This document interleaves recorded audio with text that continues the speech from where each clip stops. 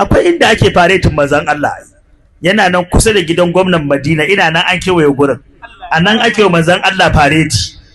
Za ga manzon Allah ya ɗau janjami, ya ɗau diresin malam, an sa wannan garkuwar a baya, ya sa wannan silke ɗin, ya cika da masu, ya tsaya cap ga shi ne kanke, kowa yana gefensa.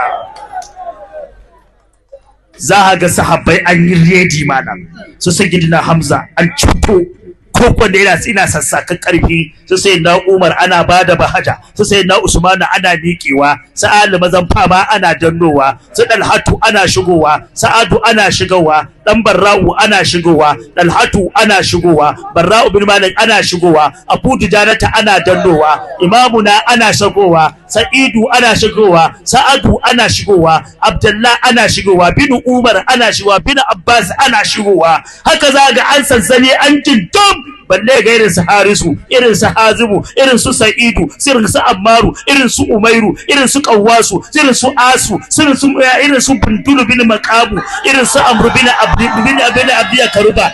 An shigo an yi takake bana, an yi sharu.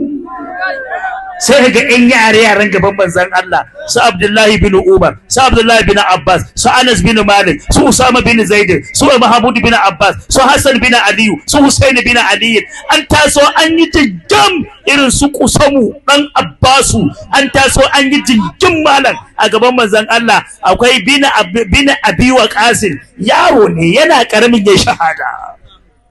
Dan in race takobi, da ya race takobi ma ina tafi tana jan kasa. Maza Allah ce yaro ne, babansa tace da hakan na kawo shi, so nake riga ni gidan aljanna kan nazo. Kuna ina